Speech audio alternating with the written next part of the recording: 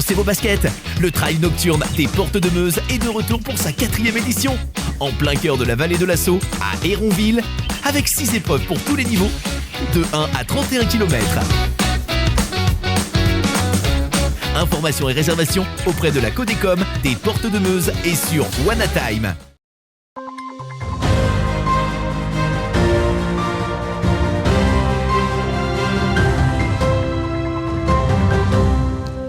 Bonsoir à tous et bienvenue dans votre 15 minutes info de ce samedi 10 septembre 2022. Tout de suite les titres de cette édition. Les Bragards sont venus défier la célèbre lucarne au centre socio-culturel, une activité qui a rassemblé petits et grands. Léo Marnet était au Caviézel et Joanne Legrand était à la librairie L'Arcelé pour dédicacer leur livre « Le tour du monde de la Haute-Marne ». L'église Saint-Laurent de Champaubert est habitée par 2 artistes qui pratiquent du chant polyphonique. Et voilà pour les titres. Ouvrons cette édition avec la célèbre lucarne qui a pris ses quartiers au centre socioculturel de Saint-Dizier. Cette petite fenêtre de la devanture d'un immeuble a fait fureur sur les réseaux sociaux. Depuis, elle fait le tour de la France et était donc de passage dans la cité bragarde. Regardez ce reportage de Julien Voirin.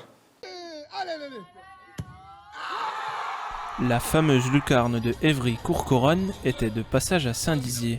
La rentrée du centre socio-culturel de la ville bragarde a sonné. Pour l'occasion, ce samedi après-midi, plusieurs centaines de participants se sont lancés le défi de mettre le ballon en plein dans la lucarne.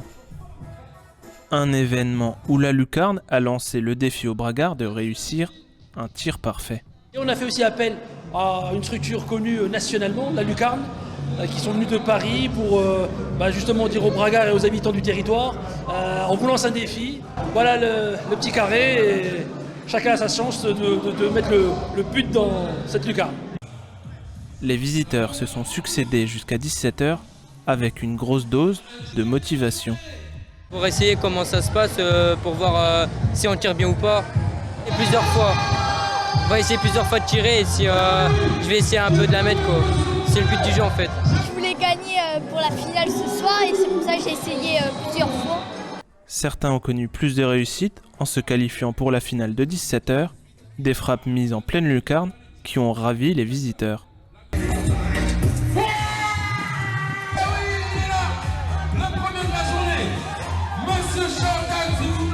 Je suis content, après j'ai l'habitude parce que je joue au foot.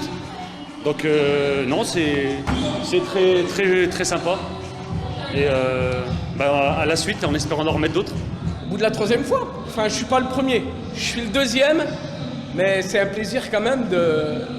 La première fois que je fais ça, je la mets, donc ouais. Il est là le deuxième de la journée, le deuxième finaliste, Monsieur Ludo. Différents lots étaient à gagner, place maintenant au sport pour la ville de Saint-Dizier, qui a été labellisée Terre de Jeux 2024 il y a maintenant un an. De nouvelles activités sont prévues dans les prochaines semaines à Saint-Dizier.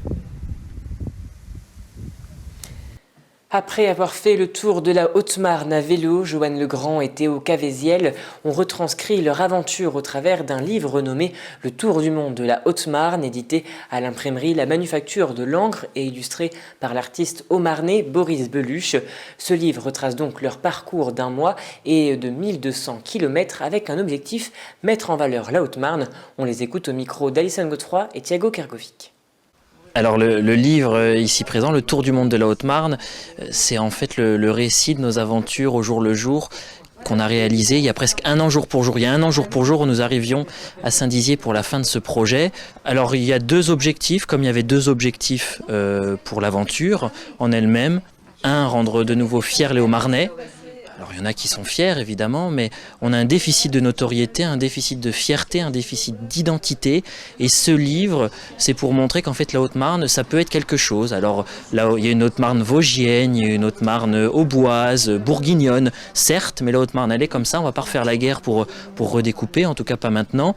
Et donc, soyons fiers de ça. Et la Haute-Marne, c'est des gens, c'est un patrimoine, c'est une histoire, c'est une identité. Voilà, il faut en être fier. Et ça, c'était le premier objectif. Le deuxième objectif, un peu plus global, c'est de montrer qu'un voyage, ça débute en bas de chez soi. Qu'il n'y a pas besoin de partir à l'autre bout du monde, faire 5 heures d'avion pour aller prendre une photo d'un coucher de soleil, le mettre sur Instagram et rentrer chez soi. Moi, c'est plutôt par rapport au livre. En fait, le défi pour nous, en fait, avec ce livre, c'était de montrer qu'il y avait à la fois un patrimoine culturel, historique, gastronomique, naturel évidemment en Haute-Marne, et en fait de toucher un petit peu tout le monde. C'est-à-dire les gens qui vont s'intéresser au tourisme local, d'autres qui vont juste vouloir se cultiver sans vouloir forcément bouger. Et l'objectif, évidemment, comme tu l'as rappelé, c'est montrer aux gens qu'on peut faire de la Haute-Marne, et aussi montrer aussi à l'extérieur ce qu'est la Haute-Marne, parce que finalement la Haute-Marne, quand on en parle à nos amis extérieurs, pour eux ils pensent que la Haute-Marne c'est Reims. Voilà. Donc c'est compliqué, donc nous on tente de leur rappeler qu'on existe en fait. Et passons à présent au chiffre du jour qui est de 2 520 000 €. La Banque des Territoires a signé une convention de financement avec la ville de Vitry-le-François et la communauté de communes Vitry-Champagne-Eder, nommée Intrating.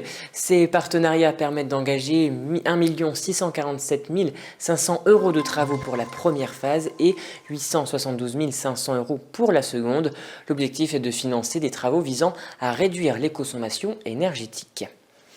Et toute autre chose, un duo de chants fraîchement créé s'est installé au lac du Der pour dynamiser leur projet artistique.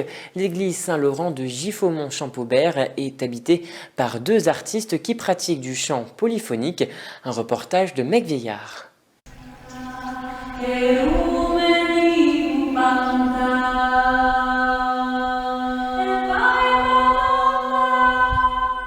Lay est un duo fraîchement créé, s'est installé temporairement pas très loin du célèbre lac du Der pour faire partager leurs talents. C'est avec une grande joie qu'elles découvrent le territoire, ainsi que la belle église de Saint-Laurent. Cette église, du coup, elle appartient à l'organisme Seine Grand Lac, qui est un organisme public, et qui a fait un appel à résidence, un appel à candidature pour donc offrir une résidence à des artistes dans cette église. Et donc on a répondu à l'appel, on a été sélectionné pour cet appel. Et donc on a aujourd'hui 2 mois de résidence dans cette église pour faire vivre le lieu et rencontrer des gens sur le territoire, mener quelques actions culturelles et en même temps développer notre projet artistique de création. Un lieu qui colle très bien avec leur art, qui n'est d'autre que du chant polyphonique. Ceci demande une technique pointilleuse que toutes 2 maîtrisent parfaitement. Le principe, c'est de faire des accords avec les notes, mais qu'avec les voix. Donc c'est-à-dire que sur un chant, sur les mêmes paroles, il y a des mélodies différentes qui se répondent pour former des harmonies. Quand on entend ce terme, on pense tout de suite à une chorale parce que souvent il y a plusieurs voix qui sont tenues par plusieurs personnes, mais nous, donc dans notre duo Lay, on a décidé de faire du chant polyphonique, mais en réduisant au maximum en épurant en fait la notion même de chant polyphonique, puisque c'est vraiment le minimum possible imaginable, c'est 2 voix qui tiennent toutes les 2 lignes mélodiques différentes. Le duo Lay reste à résidence jusqu'à fin octobre. Ainsi, pour clôturer leur passage, un concert de restitution aura lieu le samedi 29 octobre à l'église Saint-Laurent. Et voilà, c'est la fin de cette édition. Merci à tous de l'avoir suivi. Dans un instant, vos prévisions météo de demain présentées par Meg Vieillard. Je souhaite à tous et à toutes un très bon dimanche. Toute l'actualité qui vous concerne, à voir et à revoir dès maintenant sur puissancetélévision.fr et sur notre application mobile.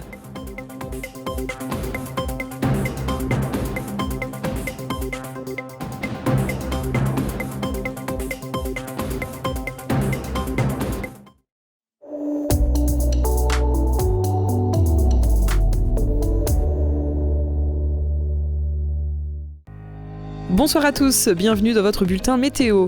Pour demain, la matinée s'annoncera dégagée et fraîche. Le ciel sera plutôt nuageux à Metz. Côté Mercure, prévoyez 10 degrés à Bourges, 12 degrés à Dijon, à Lyon, à Nantes et à Rennes. Comme d'habitude, on passe à la carte locale. Du côté de nos départements, le ciel sera nuageux. Côté température, cet après-midi, il fera 20 degrés à Commercy et à Verdun. Demain dimanche 11 septembre, nous fêterons les Adelphes. Le soleil se lèvera à 7h21. C'est la fin de ce bulletin météo. Très bonne soirée avec Puissance Télévision.